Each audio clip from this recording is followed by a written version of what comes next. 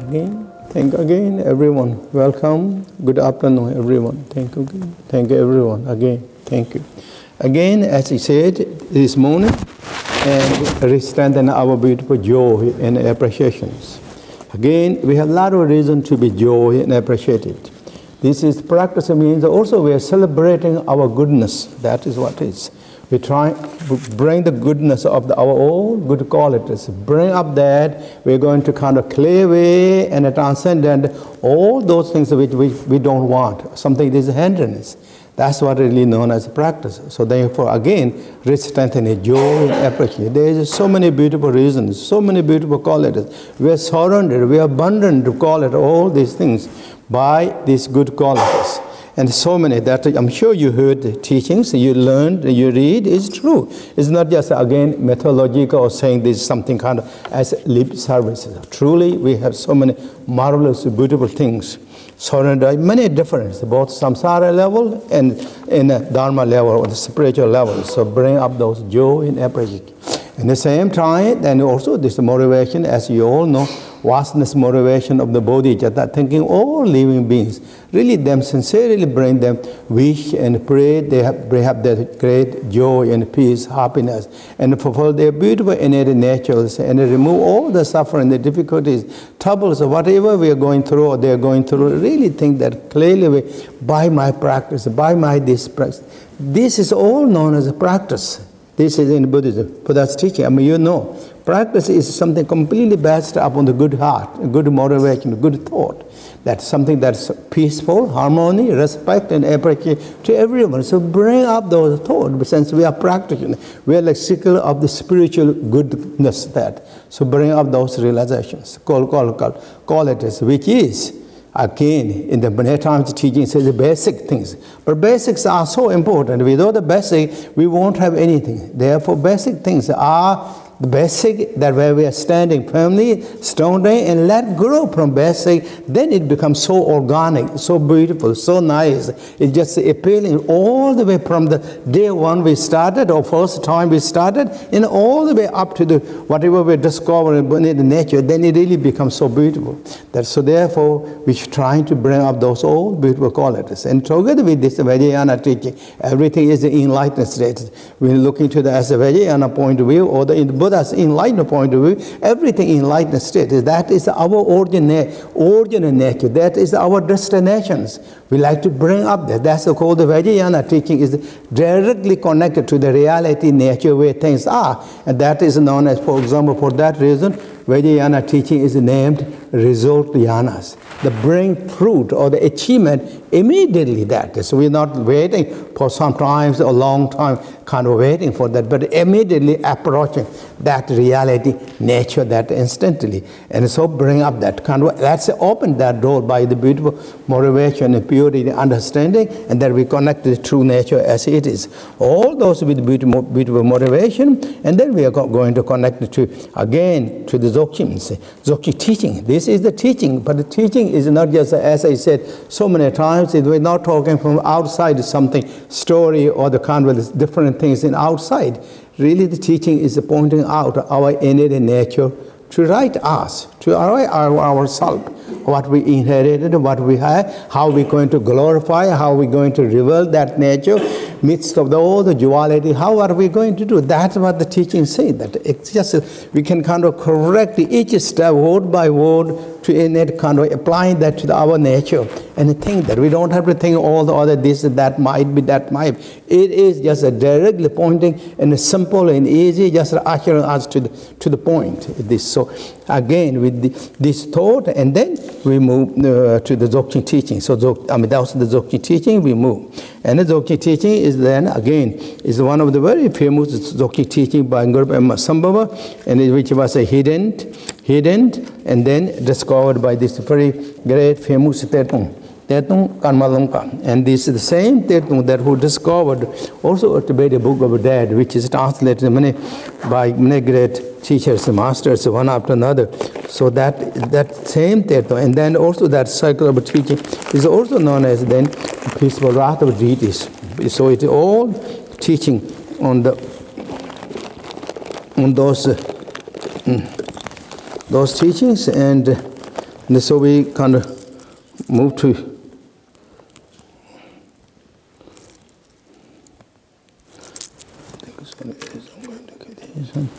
and move to that. Okay, so that, and now again I will continue with this, and so as I said this morning, I mean not I said, as the teaching Guru Masamba said this morning, this thing, this, and he directly asks, connecting to our inner nature, right this moment, the nature of the mind, or nature that which is beyond of the dualities. Duality is what? As of course we all know the duality means grasping to the subject, grasping to the object, or clinging to the subject, clinging to the object. That combination is known as duality. Duality is always two. This is dual two. Subject and object is kind of always clinging that. That's how we do all the time. But this is the pointing out the nature of the mind and the right to the innate, its own, to the point, is beyond of duality. That means it's beyond of the mind, as he said this morning, mind. What is that? That is innate nature. In the Buddha's teaching, another name is wisdoms. Innate wisdoms. Wisdom is not dualities. The original primordial wisdom or the Buddha wisdom, Buddha mind is not duality. It's pointing right to us. This Buddha, the beyond the duality, this mind or the Buddha is right in our nature of the mind. Right ourselves with this. And that is how that is ushered by the Guru Masamba. So they divided in by 3 times. Right this moment. Not we have to look to the tomorrow or the day after, yesterday and the tomorrow and today. That right this moment. Time is like as running rivers. Time is like instant status according to Buddhism. Time is instant status. So past is the past, and the future is not yet arrived. And between there, whatever is called present moment. That present moment, even kind of like beyond that, and that is a fresh, naked awareness, primordial or the pristine awareness of wisdoms. That is your nature, and that is beyond the dualities, beyond the mind. That is what nature is. It's so subtle, so simple, so beautiful, and so easy, and nothing to hold, nothing to grasping, because it is beyond the duality. If there's something to hold, something to grasping, it's dualities. That's the fabrications. But this is beyond the fabrication. Beyond it, this is also, even there is nothing that we can grab and hold and this think something, but it is the source of everything. Source of all our environments. That means environment of our forms, environment of the sounds, environment of the space and minds.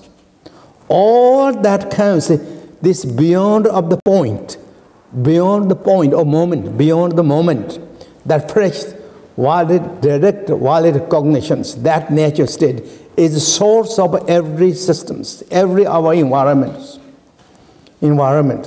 Again, as said, what is the environment? According to Buddhist point, there's 3 things, only 3 things. There's not many. Form, sound, and mind or spaces. There's nothing else than that.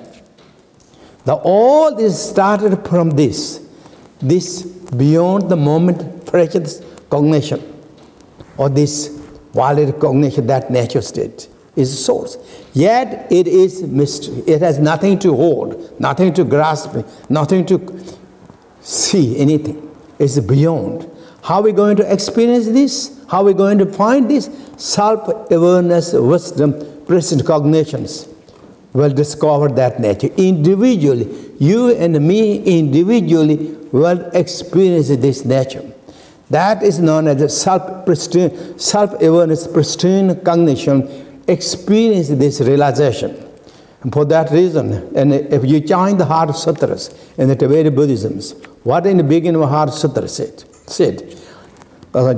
inexpressible, inconceivable, and Panchaparamata, And it is unborn, unceasing, nature like the skies. Nature like the skies. How are you going to know? It's self-awareness, pristine cognition, well experienced. You will know. Each and individually well experienced. We realize this nature, yet we cannot experience it fully.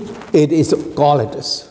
Therefore, in the Buddha's teaching, always all Buddhas and Guru-Pemas and other great masters, one after another, say inexpressible.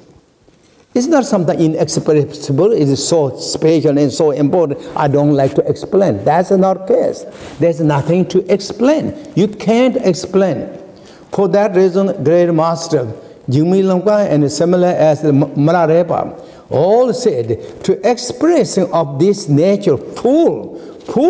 It is a nature. Even Buddha's tongue is short. Even said that. It's true. There's nothing to explain. Buddha said. It's beyond the inexpressible.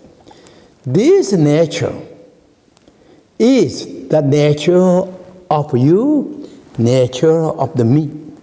This nature is not just came just a few days ago or this lifetime.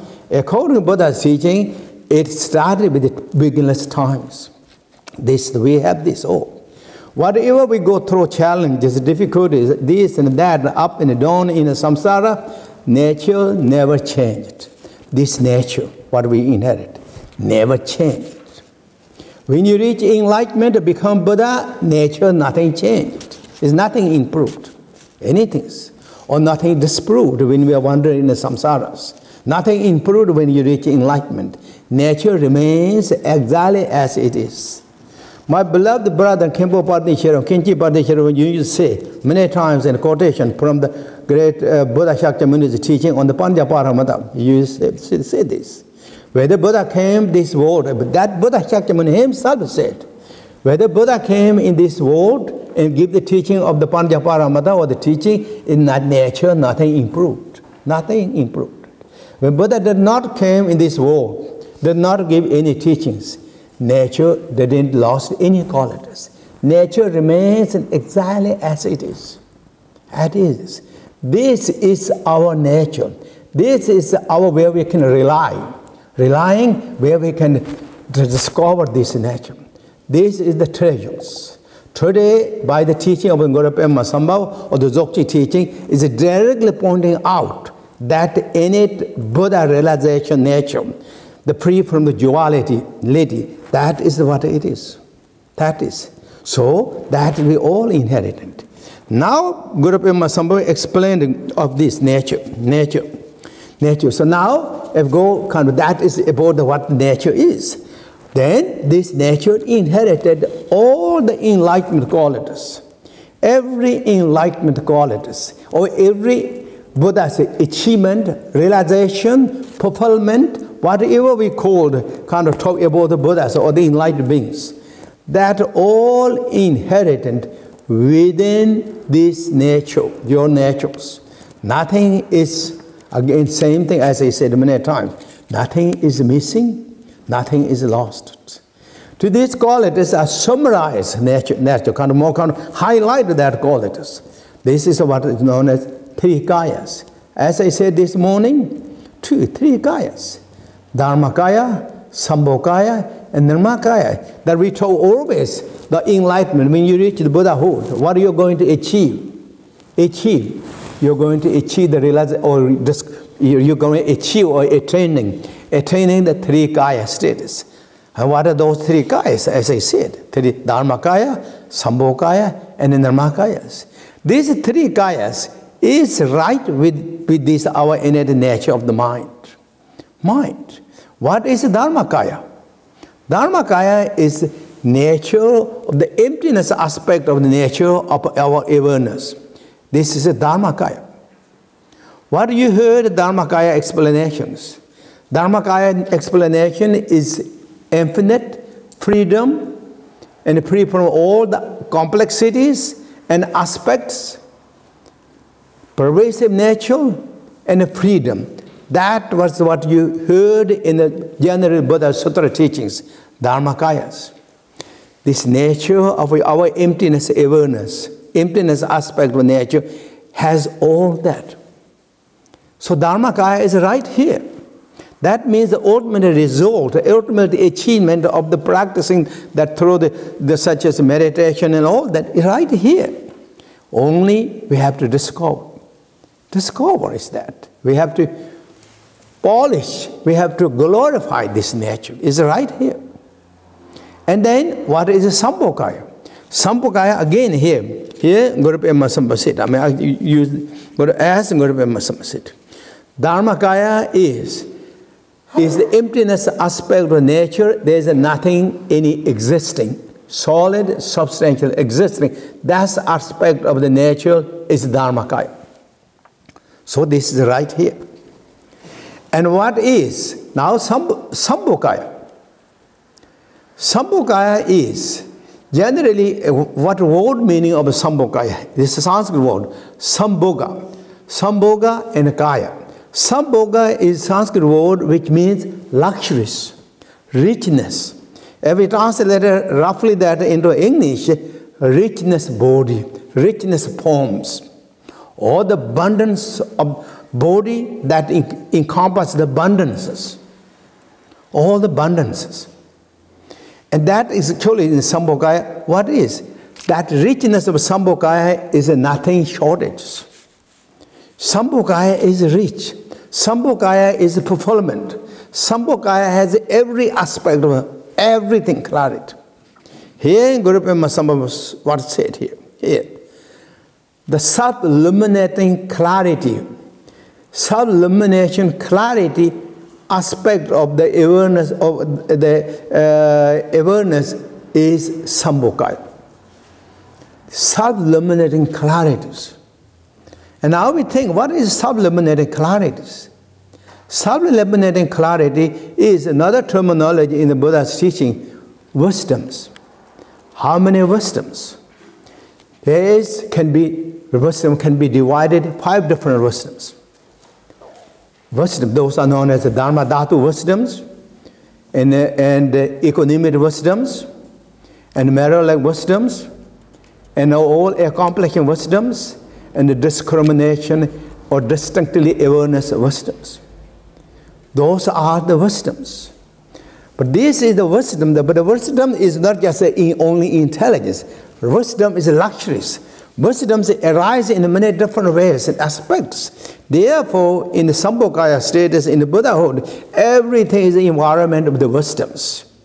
Everything is the environment of the wisdoms. That's how. All such as mirror-like wisdoms, everything is reflected within that and arising that as it is. This is called mirror-like wisdoms. Everything.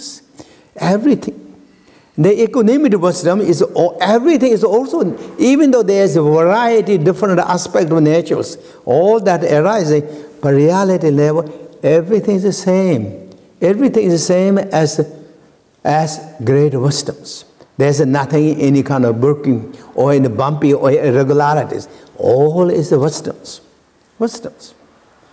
And because of that, and everything is also kind of clearly, distinctly arising. Discrimination, clearly, brilliant, clearly, distinctly arising. And because of that, everything is a completion. Everything, nothing is like failed or lost at that. That is then the luxuries of the Sambhogakaya. That 5 wisdoms can be summarized into 2 or 1, but all is started with this self-illumination of the clarity is the Sambhogakaya. So this is also right now. You have Sambhogakaya, I have Sambhogakaya. You have Dharmakaya, I have Dharmakaya. We are not really missed any of this. We are equally possessed all these qualities at the same way. Same way. Now, then next one is the Nirmakayas. Now the Nirmakaya Buddha is also right here. What is the Nirmakaya? Generally, again, in Sanskrit word, Nirma. Nirma means many. many emanations, or variety, many. And then, what this again? This, Guru Pema Sambhava said, this, the awareness, this our self-illuminated awareness is unceasingly arising as it needed. As it's needed. It's reflecting according to situation, circumstances, as it's needed. It's reflecting without any shortages, without any blockages. And look that to our mind or your mind. Look that, it's true or not. When we started thinking something mind, we never have any shortages. Shortages is arising as we need. Anything is arising. Anything is coming out. Never had any shortages. We never heard any time I'm shortage of thoughts. I think so. We never heard. I'm never going to say I'm bankrupt of the mind, thoughts. Never. It's unceasing. And also arising, there's no restrictions. Arising according to situations, circumstances. That tells how freely flowing is, nature is. As it is, just arising.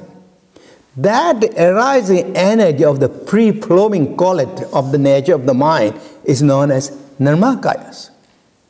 This is. So therefore, all the enlightened qualities of the dharmakaya or enlightenment achievement, not just a quality, achievement or attainment or result of the Buddha, dharmakaya, sambhokaya, nirmakaya is right with our mind. Right with our nature of the mind. Our awareness or the rupa. Rupa is this.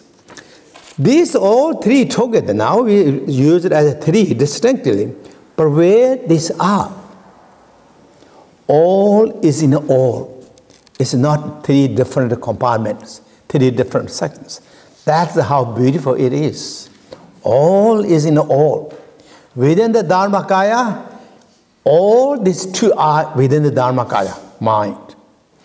And all the sambhokaya mind, these two are there. That's the dharmakaya and the nirmakaya is within the sambhokaya mind.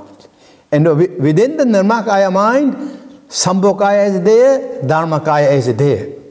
Every fraction and the display of the mind, the awareness radiating, inherited all these three qualities. Qualities. How beautiful it is. How special it is. How rich it is. It's not just going one singly this and that things. Dharma is Karmakaya is going one singly along Dharmakaya.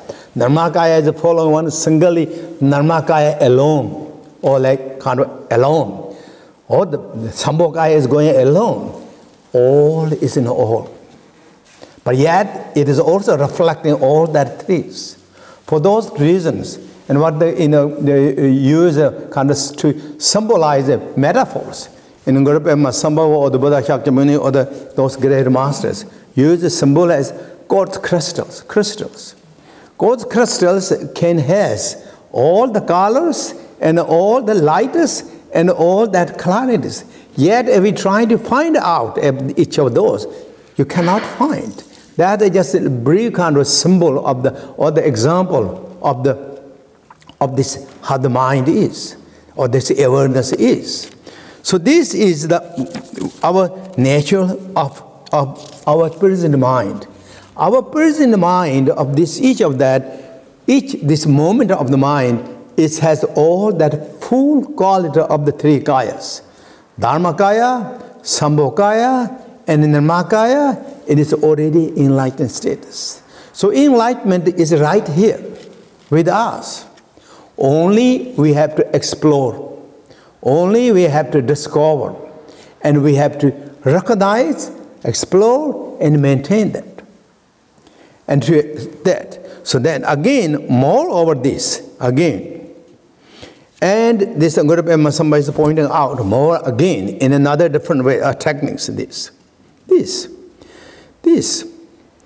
And the Papa, many times the Papa say, I can't recognize my nature of the mind. My nature of the mind. or I can't recognize or realize the mind nature of the mind. Why here? Why you say that? Why you say this? This is just right. Your mind is with you right now. It's not somewhere else. It's right you. It is unfabricated, it's self-liberated qualities. That is what your nature of the mind. Why you say I don't recognize my nature of the mind? That is not your nature of the mind. Mind. And then Papa also said I cannot meditate. When you recognize that nature, I don't know how to meditate. Here, Guru Pema Samba said, again, there is nothing to meditate. Why you say, I don't know, I don't know meditation? There is nothing to meditate. What that means actually, when you relax on the natural state of the mind, as you discovered, there is nothing needed any effort, nothing needed activity. Just be relaxed, enjoy. Don't fabricate and don't try to figure out something. You try to figure out something, it is conception. We dilute, we hover on the surface of the nature of the mind, which is dualities. Therefore, is nothing to meditate. Nothing to forceful meditation, constructive meditate. Just relax. And always in the great master's teaching said, and of course Guru Pema said, well, you are meditated, not distracted. Don't distract it. Distraction is dualities. So be relaxed in the present status. Present status. Present status. When you relax in the present state, that is the fresh, naked nature of the mind. Then there's nothing we can say, I didn't find my nature of the mind. Mind.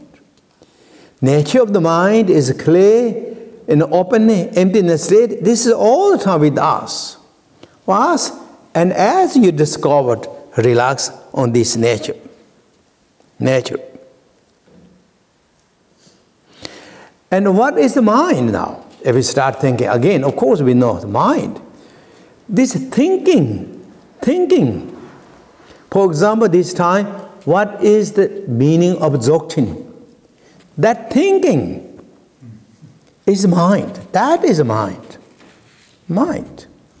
And look to that thinking nature of the mind. Or look to the nature of that thinker thought. Thinker thought. What do you find? You reach again to the same nature state. That Dharmakaya, that status. So, as you relax in that nature state, as you discovered, and be relaxed in this status, nature status. So this is the all like continually great master Guru Pema Samba introducing one after another like this.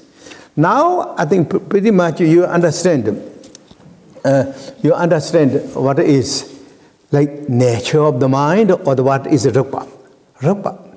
We discussed it like a long time, quite many times, as the teaching said. Now, how you're going to maintain up, how you're going to keep up this? This keeping up is in a Dzogchen teaching or in practicing lineages. Always says meditation. Now, meditation is what we really need now.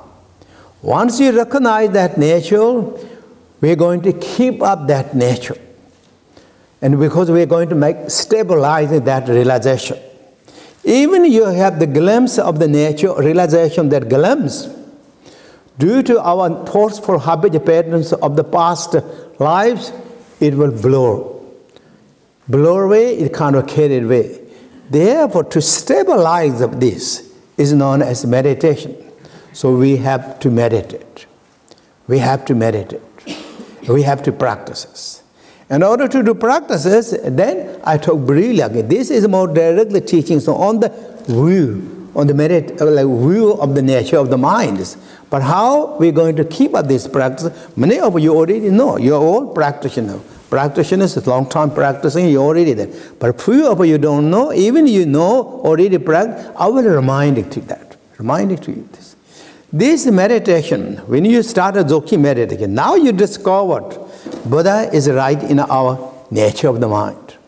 Where is our nature of the mind is? According to Buddhism, in the Vayana or the Buddhism, nature of the mind or the rupa is right in our heart centers. Heart centers. There is generally what called, in the Vayana teaching, explaining, there is many chakras and channels.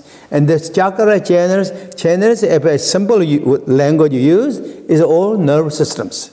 So many nerves, we have so many nerves.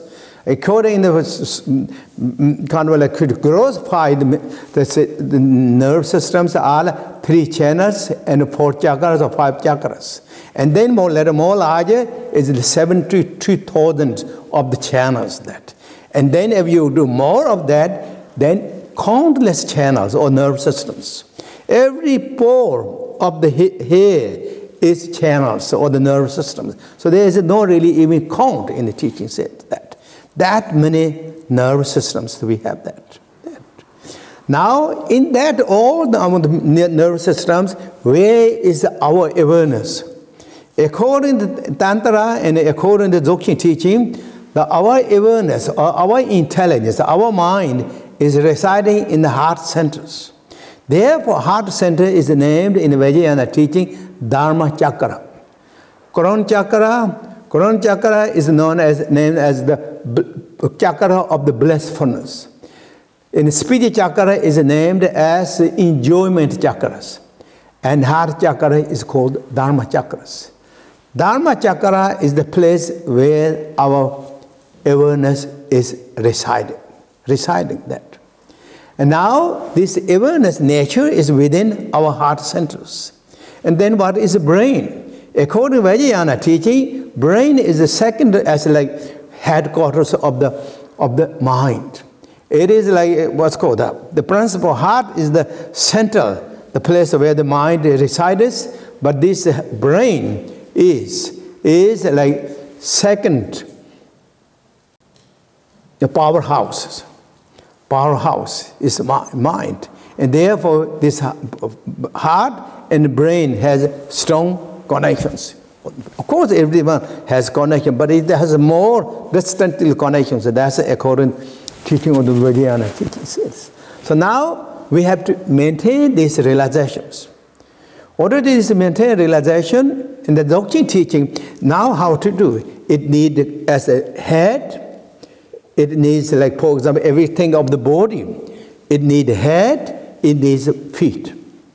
Feet and bodies of then we can carry our body of the Dzogchen. Dzogchen is like body, the principal part of the body or part, and the head and the feet we need.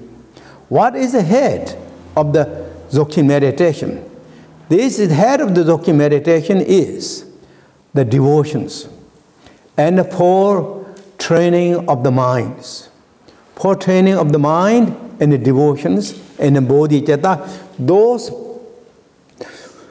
for training of the mind, bodhicitta and the devotions.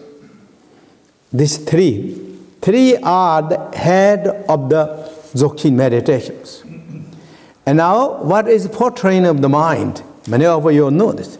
For training of the mind is first is I will list the names and then we'll go a little bit over of that. Very briefly. First is precious human bodies. Precious human bodies. That means, simply to tell, bring more joy, more appreciations.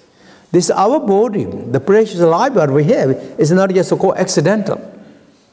It's truly beautiful karma in the Buddhism. Said karma, past karma, brought about this situation and circumstances, such as precious human bodies. To be born as a human being is very, very rare to compare with the degrees and vastness of the all other realms, such as the animal realm and all that. To compare with that, human realm is very seldom, very rare and pure. To compare with within the human realm, to have some spiritual qualities, so thinking of something that's genuinely spiritual quality is very rare. And therefore, we have all those rare things. Therefore, for that reason, there's a famous great master known as Khenpo Karma Chami.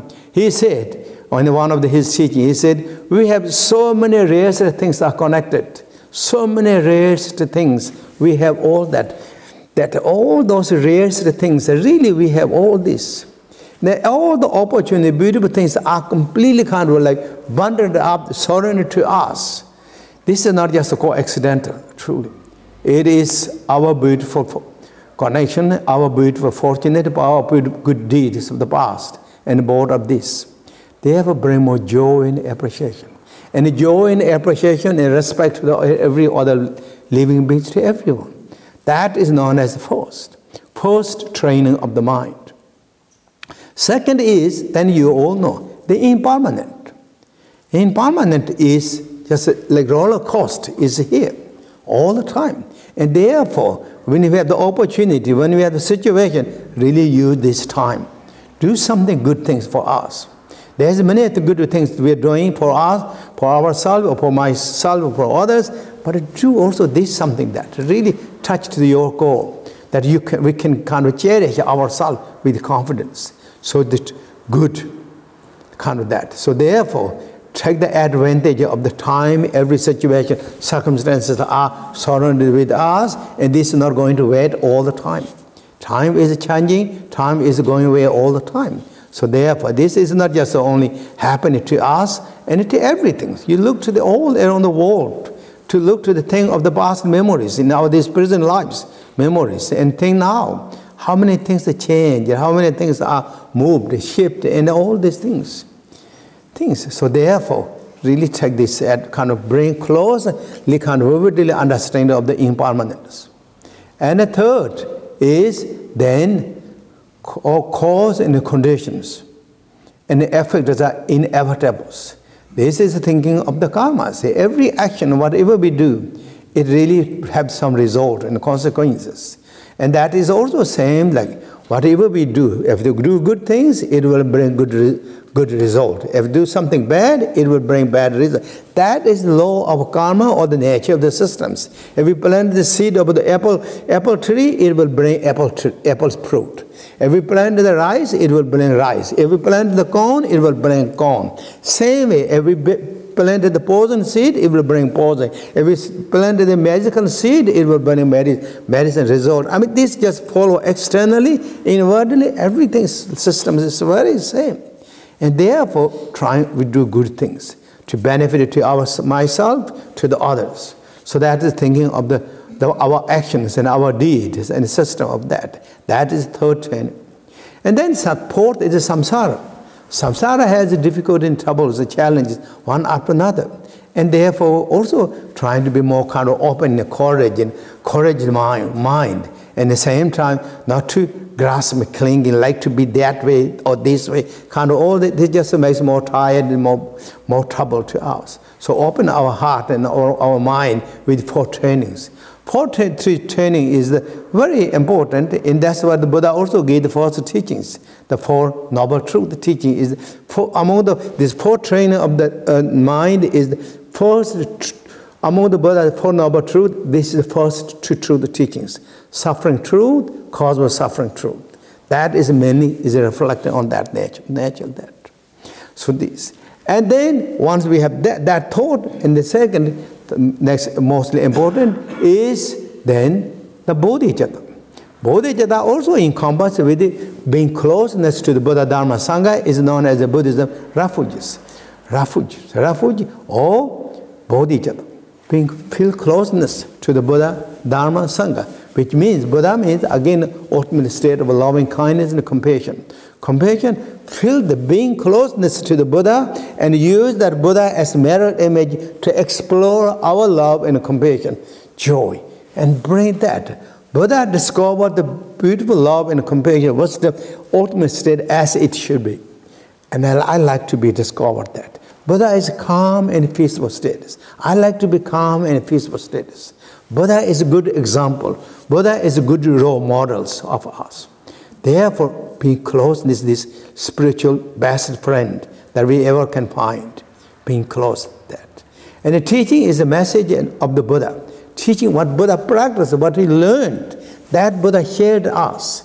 Teaching is nothing but teachings on how to improve ourselves, how to bring ourselves a better person, to can be benefited to ourselves and happy lives and lives of other beings. That is how bring the peace and harmony and understanding, respect and appreciations, how to kind of remove the suffering, the difficult troubles, cause of suffering and difficult troubles. That is really Dharma.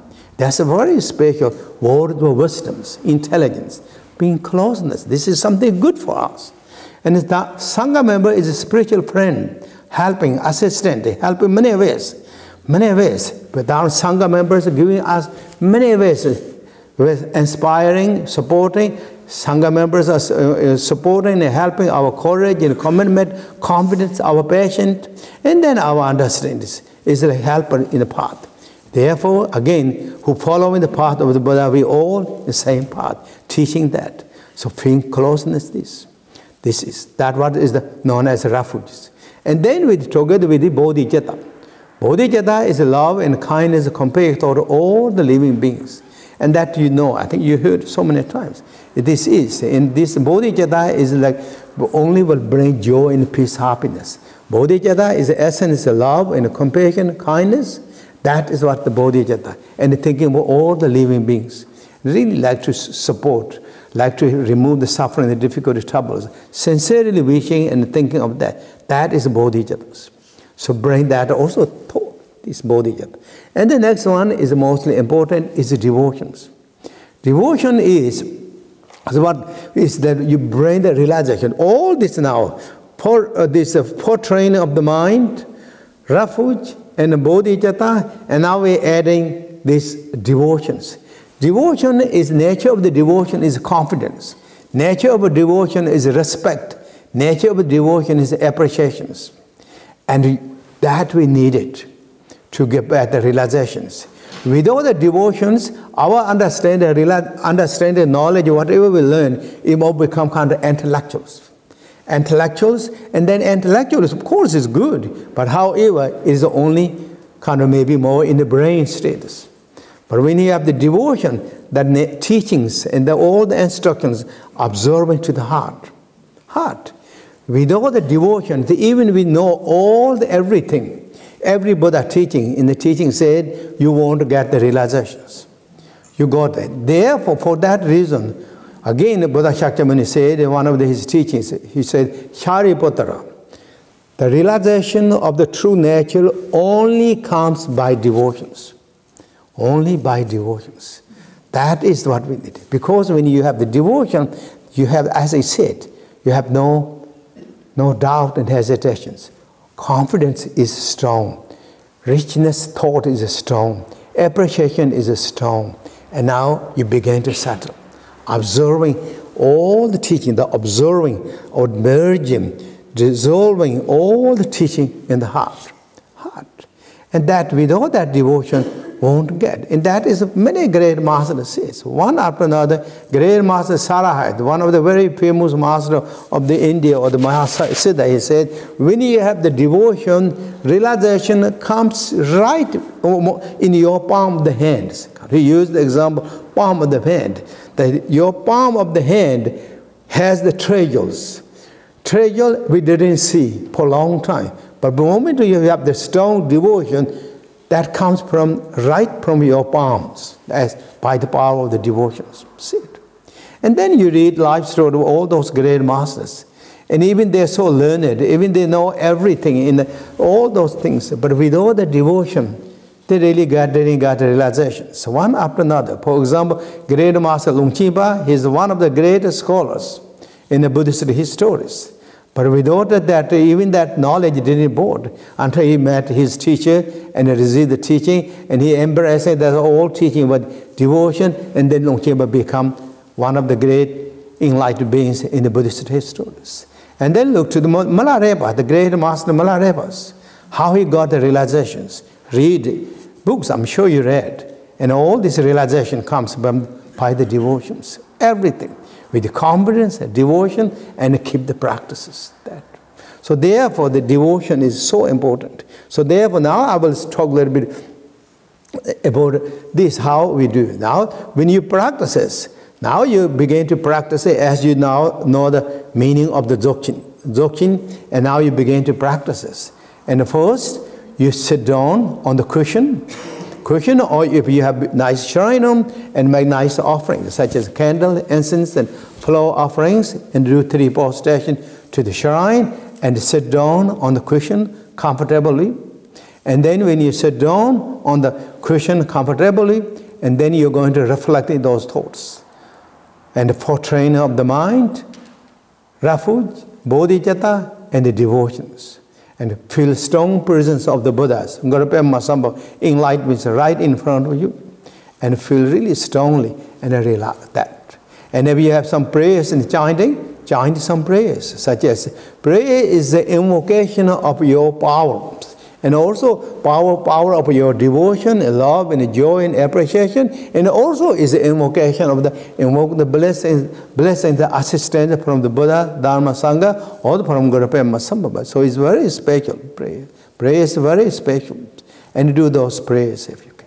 And after that, then relax. Now, going to relax mind. Now you're going to do the meditation. When it comes to meditations, there is 2 things. The Dzogchen teaching is like Vipassana meditation or insight meditation. But to stabilize your mind, many times our mind is very restless. It won't stay. Even we recognize like a little bit about the nature of the mind, but really we can't keep up. This mind is running so much. In what way is mind is running? In the world of dualities. It's running. So we can't really like turbulence of the duality mind is difficult to relaxing in the pristine awareness Dzogchen status. Therefore, it's good to also do shamatha meditation. I'm sure you all know shamatha meditation. Do some shamatha. That means stabilizing our mind. Do short-term shamatha meditation. And then you apply Dzogchen meditation. Dzogchen meditate. Now you're going to Dzogchen meditation. Dzogchen meditation, always the great masters often said in the teaching, said there's many different that, but if you can use these 3 simple techniques when you do the Dzogchen meditation, it will bring really good realization, good result quite quickly in the teaching said. That is not just the teaching said, this great masters, those who are realized the high enlightened, they followed this teaching. So it's also nothing unusual things, it's just simple. And those are named as 3 immovables. 3 immovable. Immovable of the body, immovable of the senses, immovable of the rupa. So that means not moving. Stay firm. Stay firmly 3 things. Body, senses, and awareness. And the body, how you sit. Says. Again, if trying to be comfortable. Trying to be comfortable, but if you can do, then do the posture, what's called posture of the 7 posture of the Buddha Vairochanas, if you know. That is, then I won't go all those 7, but simply straight up your back spines. Next, the shoulders follow along this. So shoulders are like not dropped, but kind of let it extended.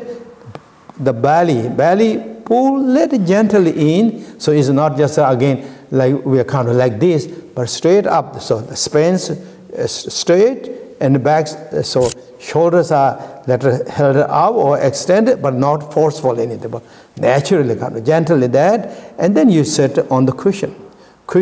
As you whenever you, if somehow that is difficult, sit on the chair, but still trying to position similarly like this. So this is known as immovable body. When you're relaxing that way, immovable body, relax with that. Second is senses. Senses is now what are senses? Generally in the Dzogchen teaching, always suggested that, or highly suggested that we're going to keep everything natural state as it is. We're not going to restrict anything. That means senses are open. Our air senses are open, our tongue senses are open, our body senses are open. I mean, as it is, nothing forcefully, but as it is, our nose, our tongue, our body, our ear, our eyes, all open. Relax. So that means also in the Dzogchen teaching, so when you meditate, and the eyes are not closed, and open eye. Eyes are not closed is one of the Dzogchen's very important techniques in the teaching said that open eye, it allows the clarity this. Among all the senses, the eye is the window of the clarities, window of the visions. So if we keep kind of eyes open, and that will not blocking the clarity, it will shine clarity.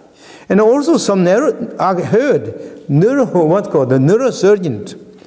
Neurosurgeons also said according to neurosurgeons, I'm sure you know, you can ask it to those surgeons, that if you open the eye, you say in the backside of the brain, there is special gland or nerve systems. It really opens that brain's more light. See that. In the Dzogchen teaching, it said, eyes open, it will bring more clarities. Eyes open in the clarity, in opening that gland in the backside of the brain, that's the neurosurgeon said. But Dzogchen teaching said, eyes are really connected very strongly to the heart chakras. Heart chakras. Heart chakra is the center of the awareness, or with capital, or where the awareness is residing.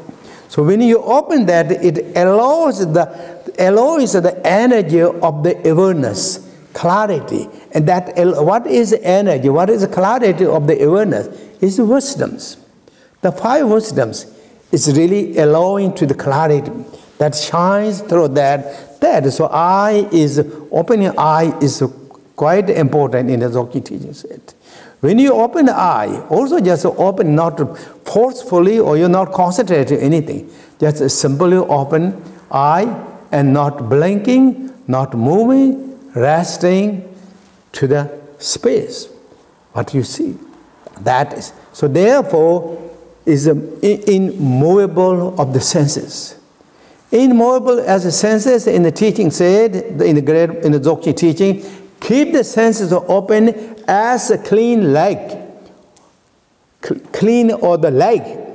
Leg is not covered up. Leg is like leg. What's called here? You have the very famous leg. Cradle leg, right? Cradle legs. Cradle leg. Cradle leg is open, the cradle legs. When you not cover the cradle legs, what it allows the all reflecting of the stars, the moons, and clouds, and everything really began to reflect in that. Similarly, when you open the senses, it allows the inner energy of the wisdom shines and flowing back and forth as natural ways, and that it will increasing your discrimination, awareness, wisdom. Even in the teachings, it will sharpen your intelligence. Even sharpen your intelligence. So keep that immovable. The senses are open, eyes are open. That. And the third immovable is rupa. Now when you're relaxing this, so movable body, immovable of the body, immovable of senses, immovable of rupa. Now rupa is going to relax. That means your mind is going to relax. Where? In the present status.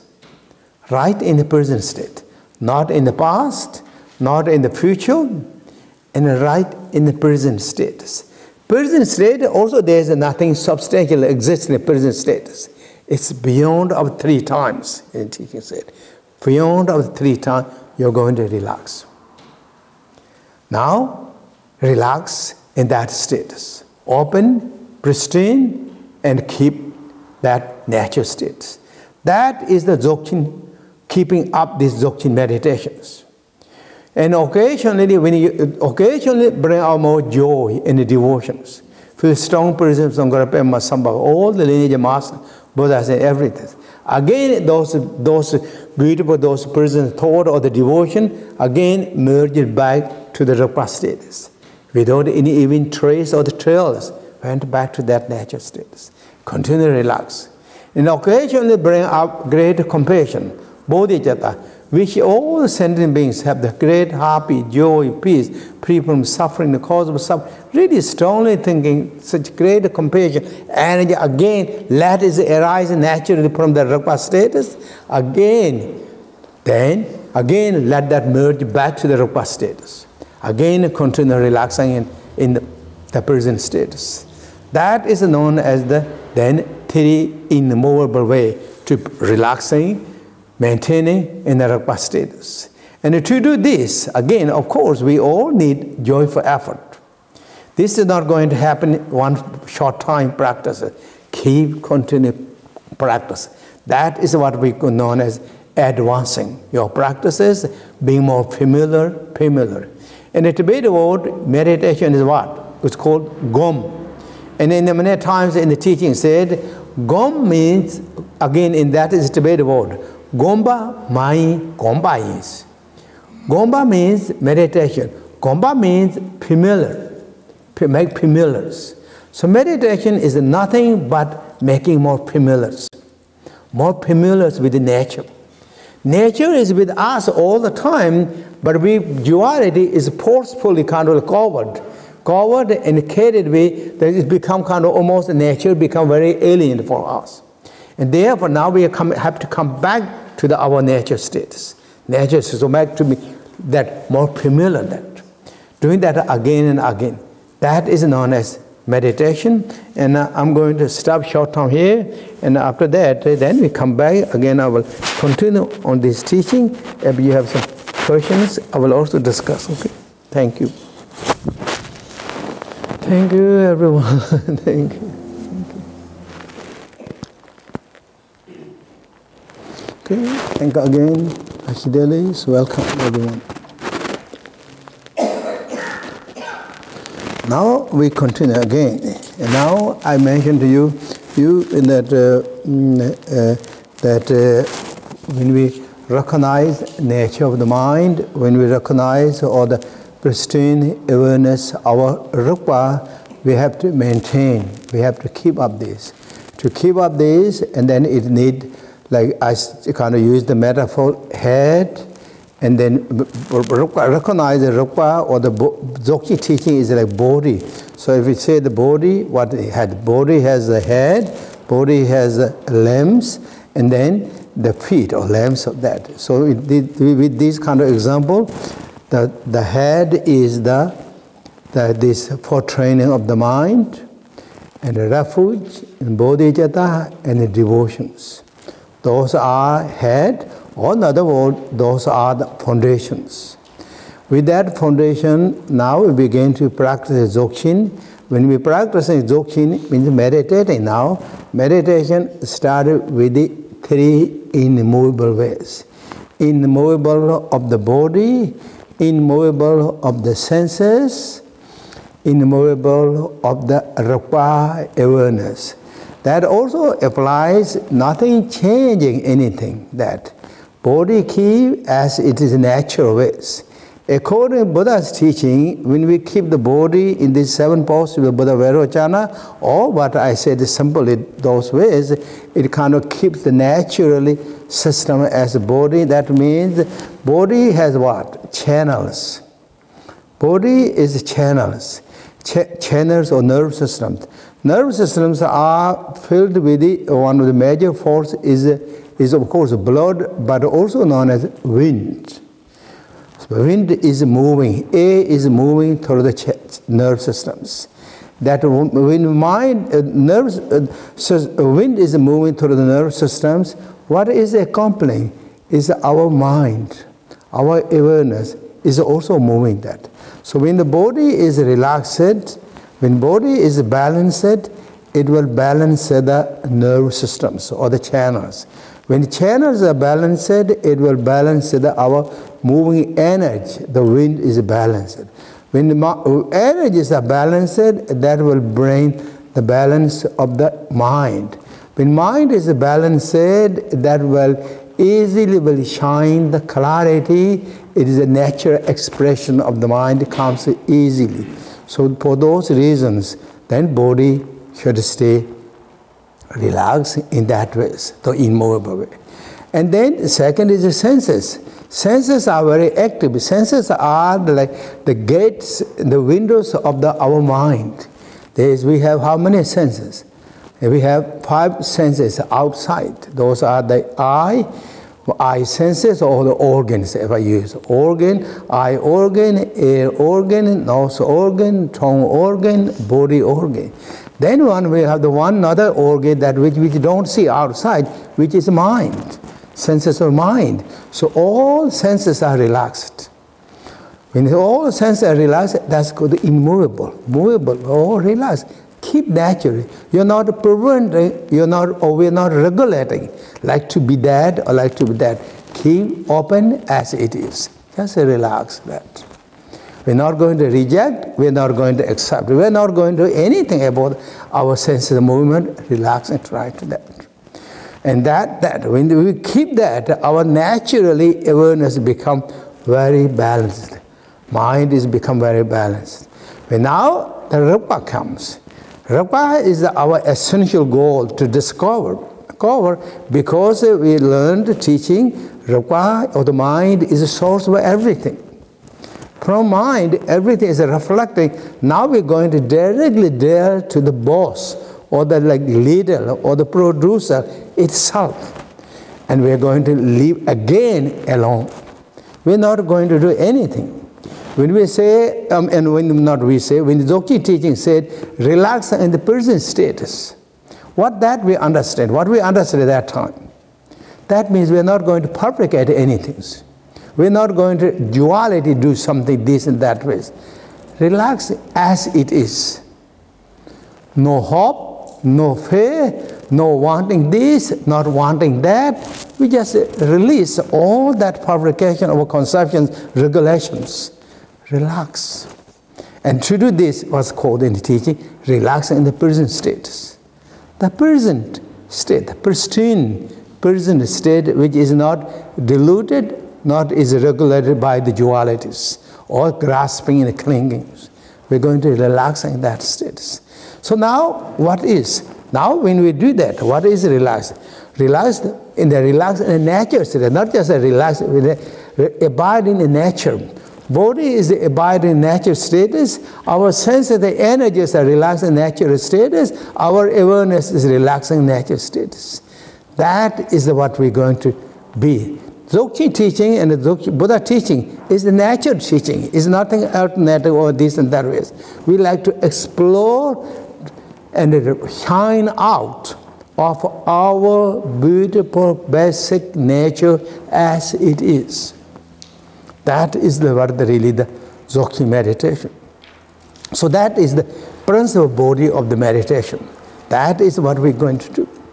In each of the sessions, we're going to end the Dzogchen meditation. For example, you do Dzogchen practice for 1 hour.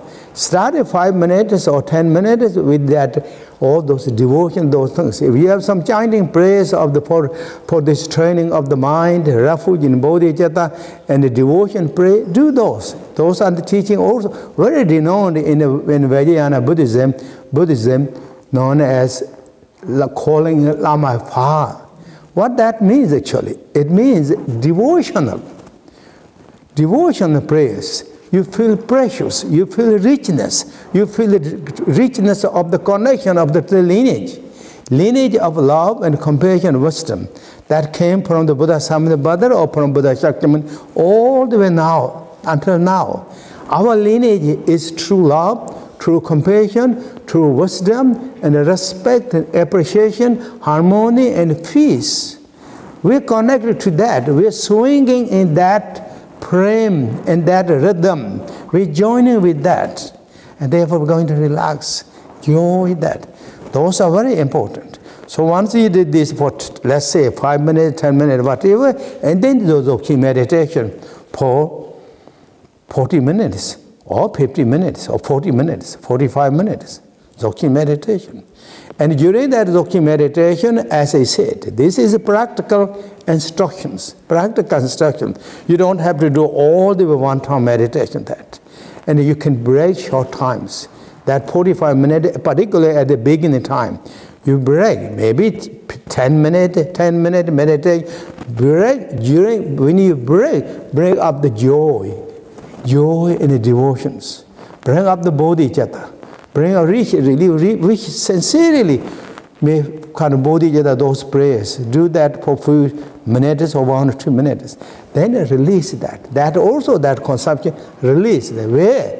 In a rupa state, that dzogchen state, let that go in the natural state, and again maintaining in that pristine, natural, immovable status.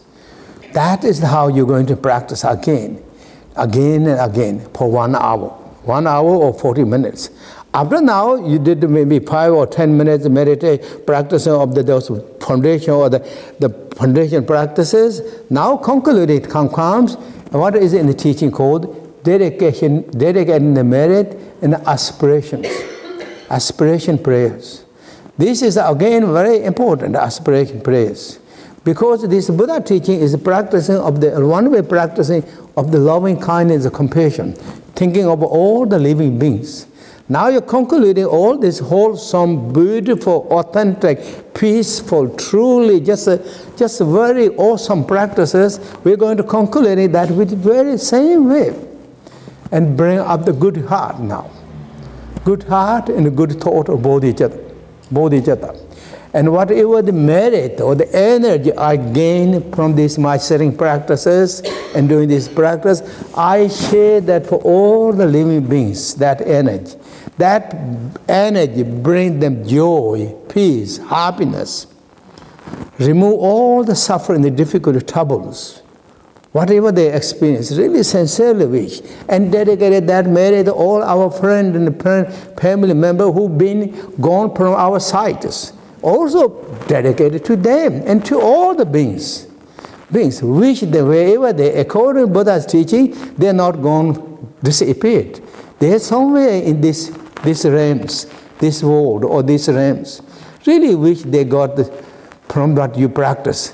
May that benefit to them. Make them joy, peace, happiness. That. And then at the same time, what I did this merit practice, may this my merit, also may I become more kind of practices, more develop my courage, commitment, confidence, joyful effort, that I will have no obstacles to my continue this journey to exploration of my beautiful nature. Wish all that and do the dedication prayers, aspiration prayers. This dedication and aspiration prayers is one of the great extraordinary teaching of the Buddha Shakyamunis. Buddha Shakyamuni has a lot of extraordinary teachings that not any other teachers taught. Dedicating merit is one of that. Sharing the merit, goodness to every living beings. And then that is known as whole complete practices. And that is what in Buddha teaching said. The beginning is good, middle is good, ending is good. Everything went so good. Good. And then really we complete the good practice.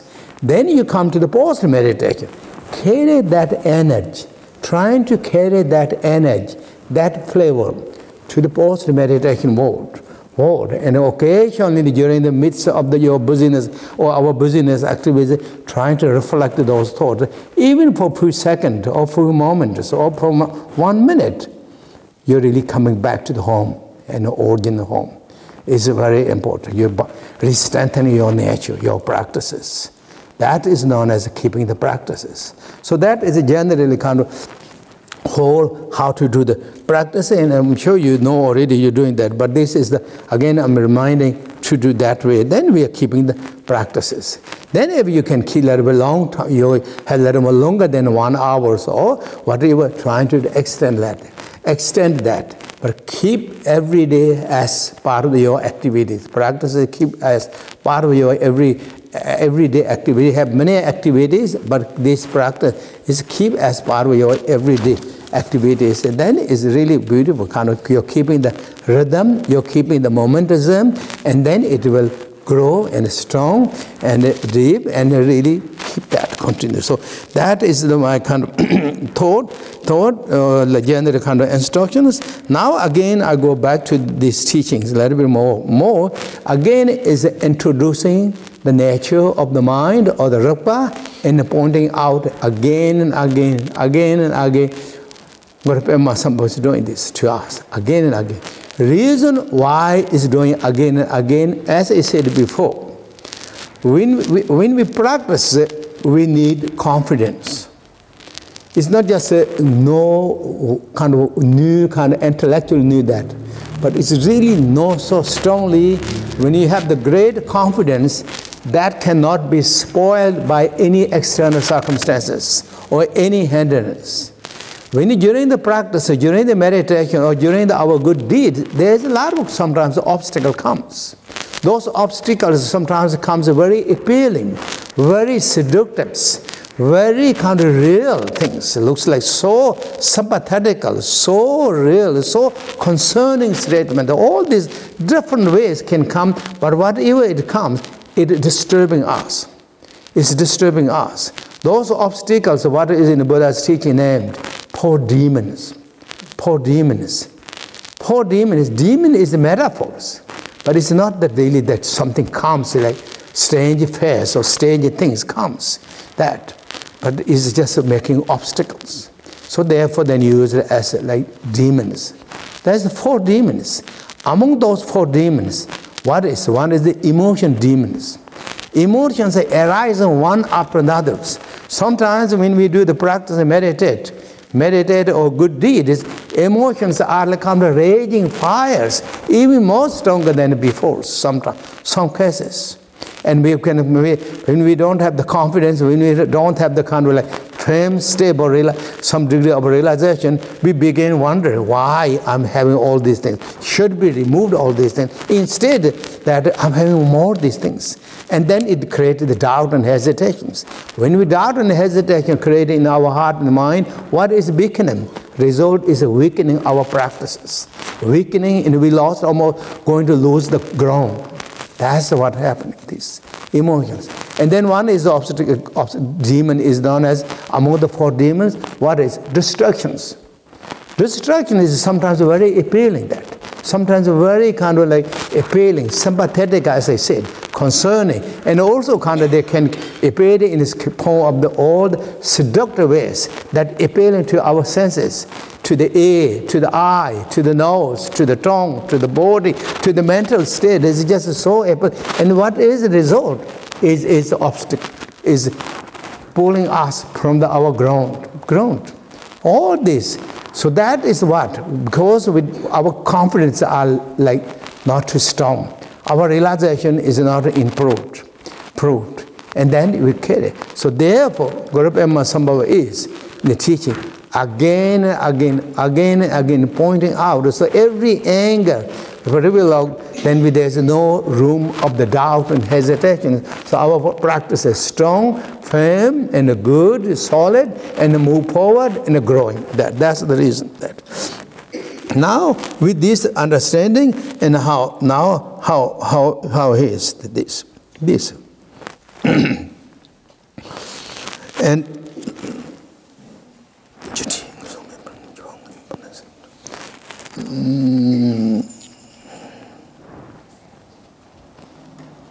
and now the self-restrained awareness wisdom, our nature of the mind, is continuations. It's not just started one time, stopped, and restarted. This is not like the kind of started, stop, and restarting. It's the continuations. Here in Guru Pema Sambhava's self-awareness, pristine wisdom is a continuation as like flowing the river. When we talk of the river, there is no stops. River is a continuation. Similarly, awareness of the rupa, the wisdom, is continuing. And that, if it's true or not, read with your mind.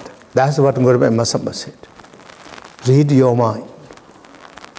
Is required, is stopped, and the required is then coming, reappearing? Is no.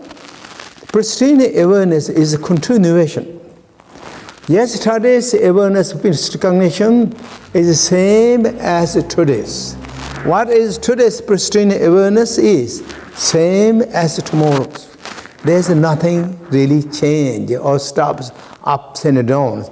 It's the continuations. This is what I said before.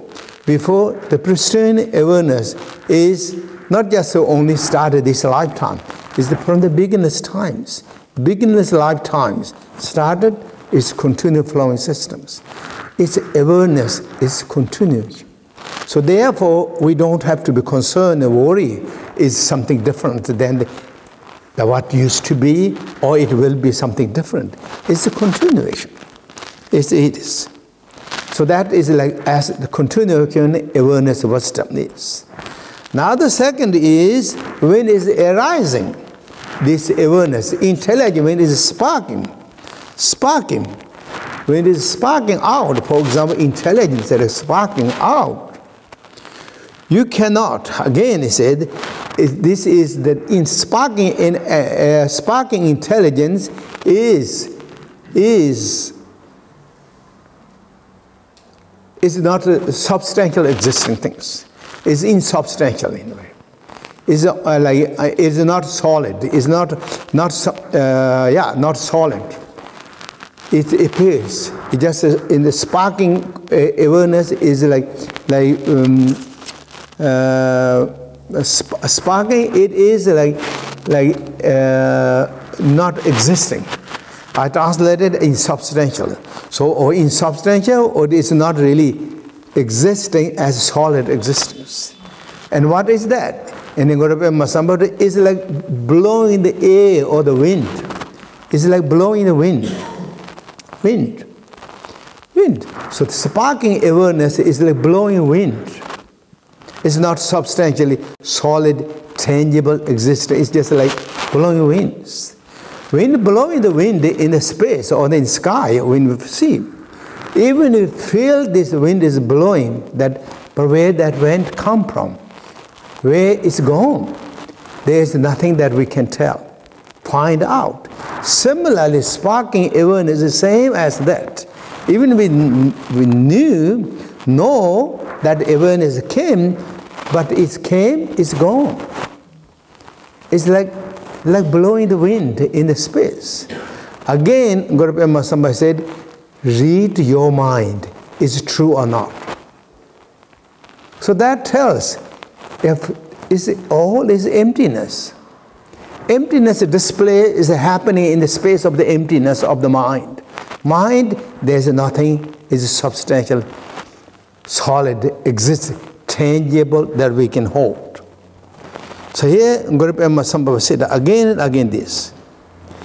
And then here said again and one more. I mean, it's so many beautiful. All this like remarkable natures of quality of the as it is. Explained is so simple, so naked that it kind of really hit to the direct to the heart of the nature and heart of our mind too. It's so simple, yet it's so profound. This is the beauty of the Dzogchen teachings. Here said again, all the perceptions. All perceptions of appearance is your mind. Our own perceptions. So that means when we see things, who is seeing that? It's your mind is seeing that. In the fundamentally we speaking, when we heard things, who is hearing these things? It's your mind is hearing things. And then thinking and smelling, tasting, all this. So in that, therefore, all these perceptions is no other than your mind. Mind. And this mind, the perceptions, these perceptions of your mind, how is it reflecting is? Reflecting these all perceptions is like mirror images. All these perceptions reflecting to the mirror of the mind, or mirror to the mind. Mind of the mind. So all this reflecting. And even though it's vividly reflecting every perception through the mirror of the awareness of the mind, nature of the mind, where are those images? Again, said, where is those images? Images. Images. Nothing we can find. Read your mind, again he said. Read your mind, is true or not. All is perceptions. Everything. That is like mirror images. So it's an emptiness display. Emptiness display is a reflection of our emptiness of the mirror of the awareness, and we experience it, we see, but we look again, where is each of those images?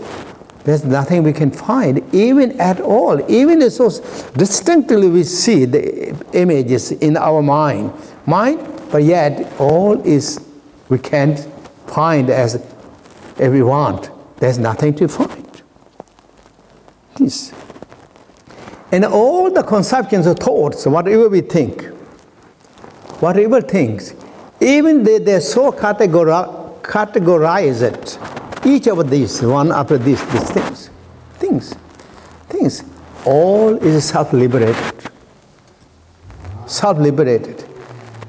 That means there's nothing substantial, solid existing that. As we think, all those categorized, for example, high, low, big, small, beautiful, not beautiful, those distinctly we see categorized, kind of like, oh, the structure of this, and that building is this, and that. All this, we see that. It is clearly this. But the moment you see this, it is liberated, or it is empty. Emptiness rates, immediately. There's nothing to hold, nothing to see. Again here, Guru Pema Samba said, this is, see, all that is just liberated within its own natural state is like examples of the clouds in the skies. We see clouds of the skies and things, but where they gone?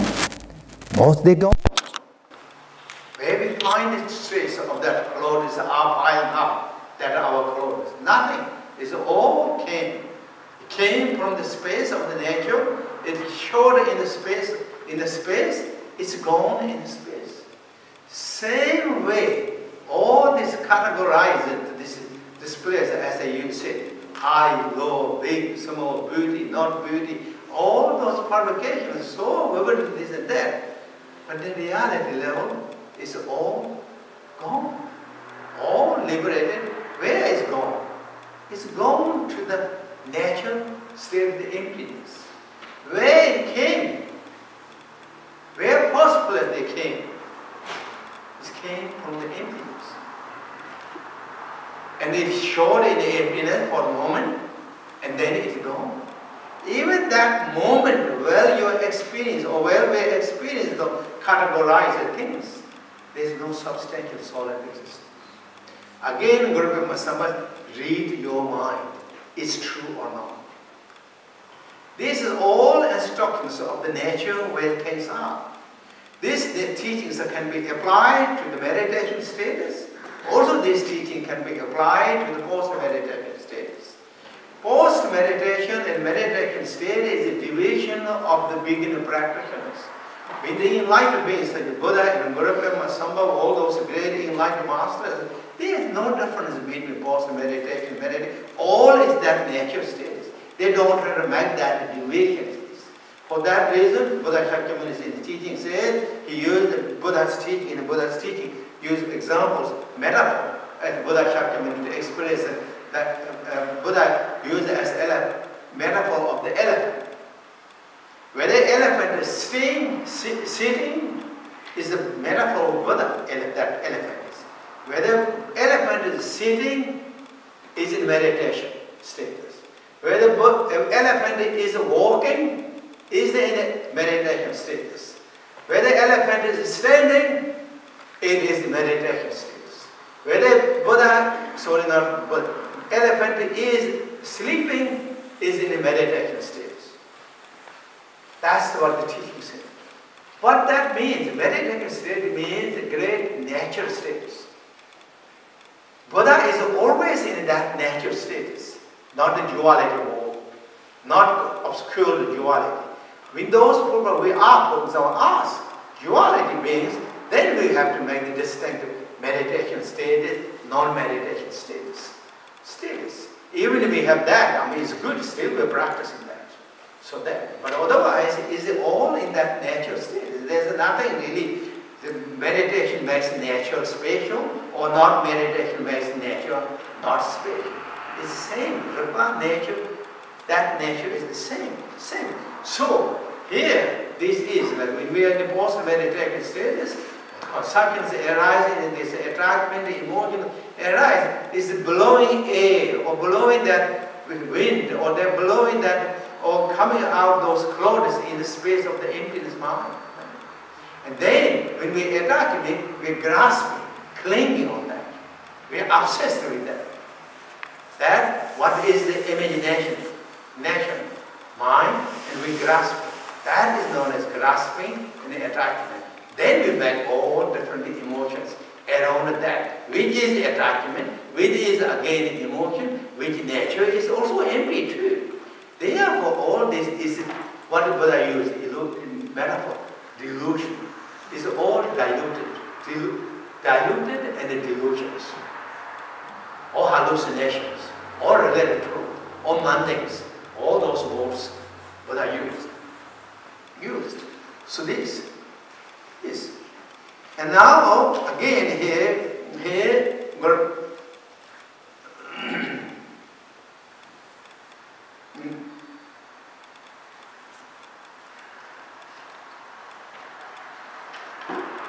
then now we talk about, for example, what it is. Now, when you recognize the nature of the mind, what is in general Buddhist terminology? It's called wu.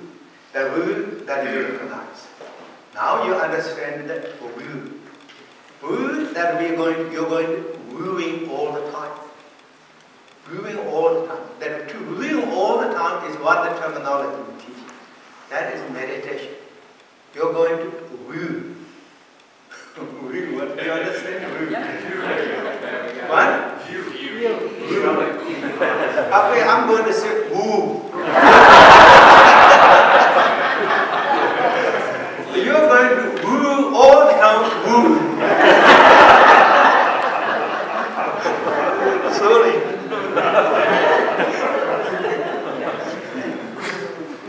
So when you're woo all the woo, it's known as meditation.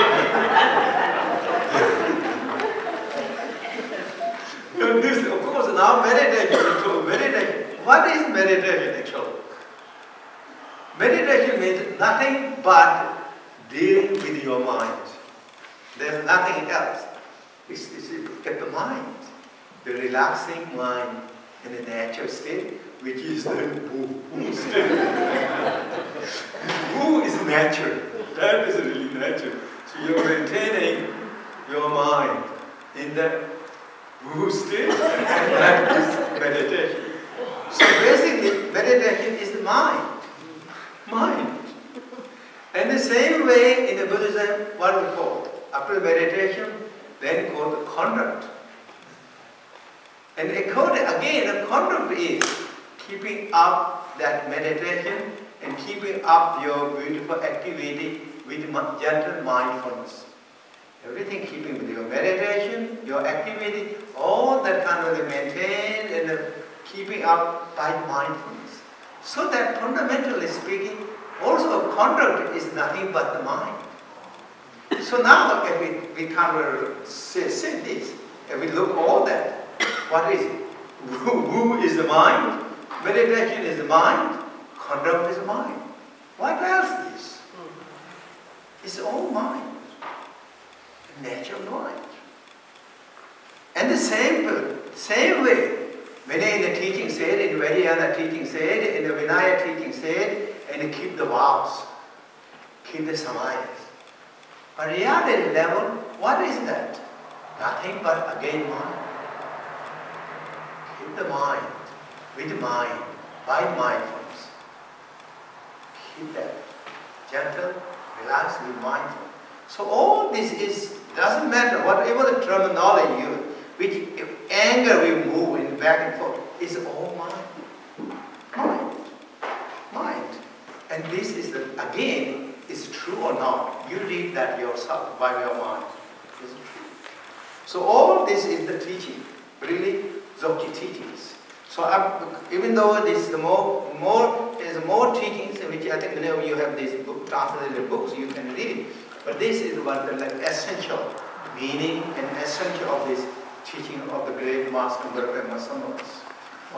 And it is discovered by very famous Nyingma known as Karma Lampa. This teaching becomes so popular since it is discovered in all where they say there's so many great practitioners really reach rainbow body through these practices. And this being practiced by so many practitioners, particularly as I said, the Nyingma and the Gaji schools of this. And also great master known as the head of Karma Chami, he said Dzogchen teaching is a generally very secret teaching. Secret teaching is not just shared to everyone except those who have a good foundation practice. But this is the Karma Lampa's teachings are the teachings of this time. The time in the era and the timely teaching by Gurukha Masamma hidden and discovered by the Karma Lampa.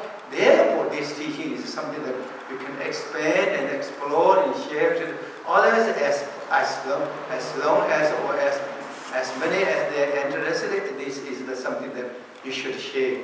That's what the great master Khenpo Karma Chami said that too. Khenpo Karma Chami is one of the great masters. Again, in the Buddhist history, he was one of the great teachers, and so simple. His teachings are so clear, so bright, so direct, so simple, so direct. I mean, in many cases, his teachings are really taught in the very kind of colloquial. So that is particularly where I was born, or where my brother Khenpo Pandeshira, we born that area. He was also born, and his teachings are really so simple, so popular. But yet his teachings are so powerful teachings. So this master said, and all those, and according to the teachings of his own Rinpoche and my brother Khenpo Pandeshira Rinpoche, and then as well as also my beloved father and also my teacher, what they practice and shared to me, and I just told you as the essential meaning of this teaching, and I'm going to stop here. Thank you very much. Thank you. If you have some questions, we discuss a short time, and then otherwise.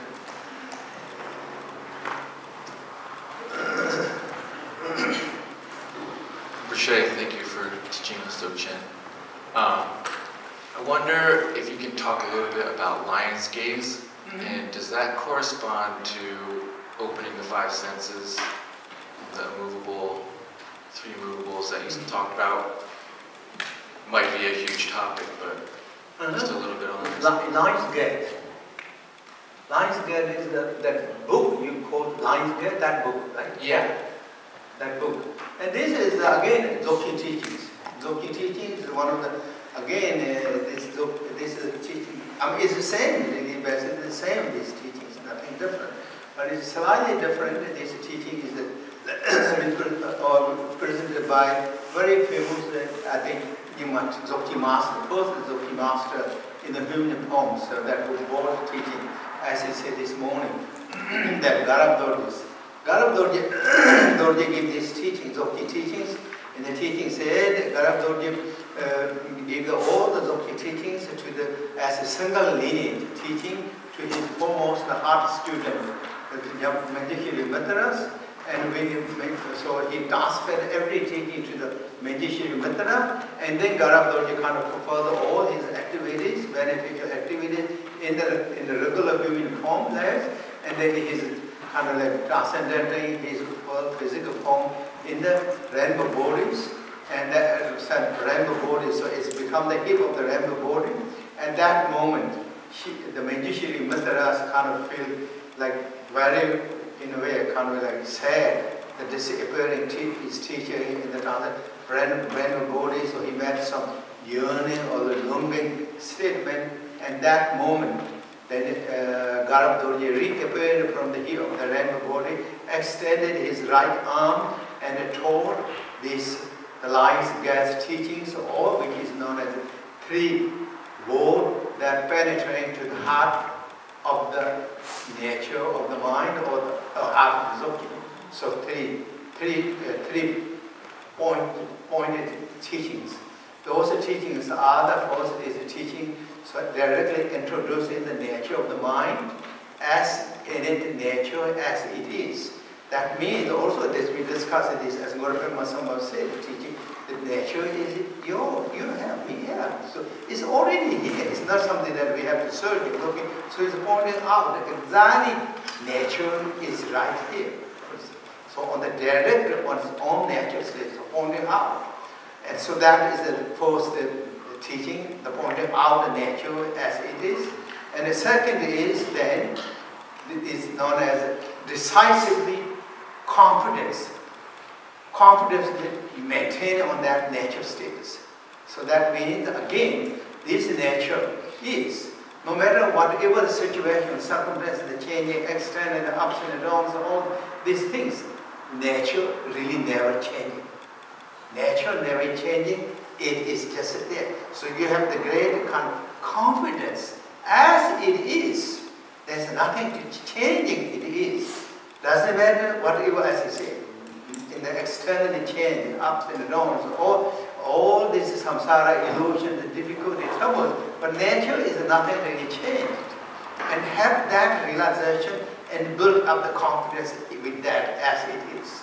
That is the second meaning. So that is actually what that basically means, how to maintain again what is introduced.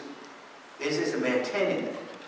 And the third is liberating everything into the natural states.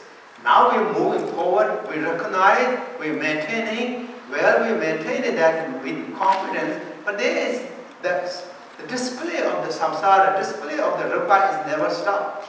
It's continuing flowing all the times. And again is a display, continually flowing all the time. No matter, doesn't matter, it is liberating. It is all natural states. Moment is arising, that moment is never separated from the nature. So that means moment of the, such as we say, the emotions. Moment emotions arise, such as anger arises. Even in the duality mode, we call it anger. Reality at that level, the anger is never separated from the awareness of the rupa. It is the rupa. And where that anger went back to the rupa states. So when you liberate it, you let it go. Many times we don't let it go. We hold. Hold. That means anger is sizzling. Anger is vibrating. That is then we are holding by the grasping, clinging. So you didn't really let it go. Let it go. But Dzogchen practitioners, when it comes, moment they recognize this anger, is the express energy of the rupa. It's nothing but, it's the wisdom. And as it arises, let it go. Where it go?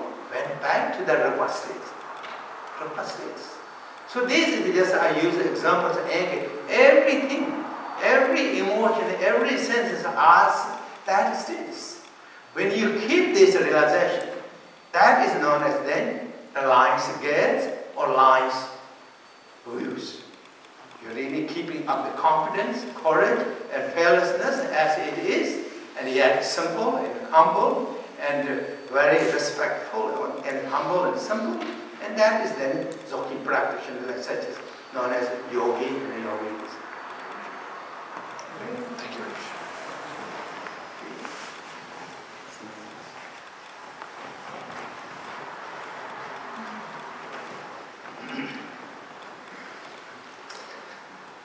Khenpo, when students begin to meditate with the eyes open, it's normal for us to encounter some difficulties.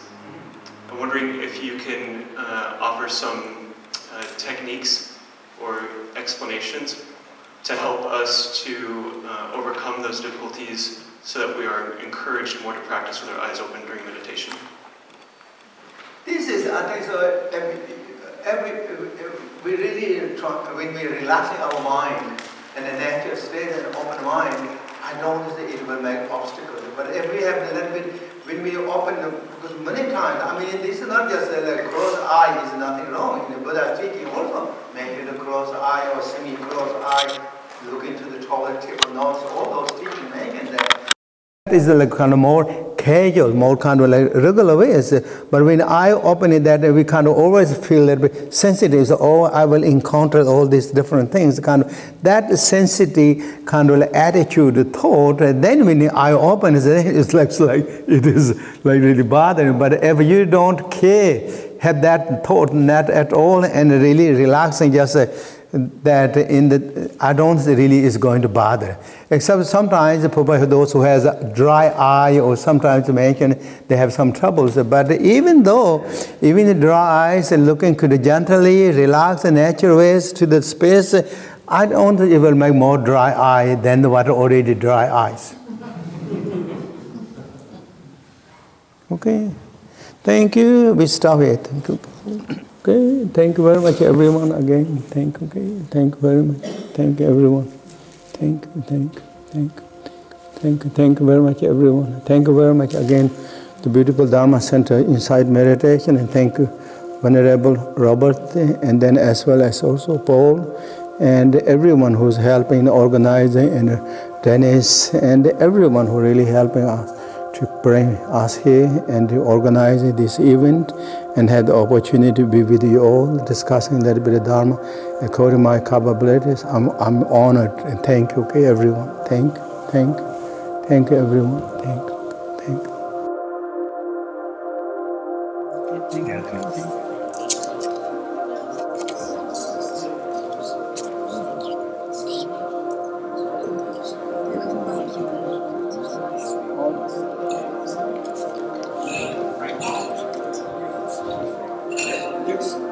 You comment tomorrow.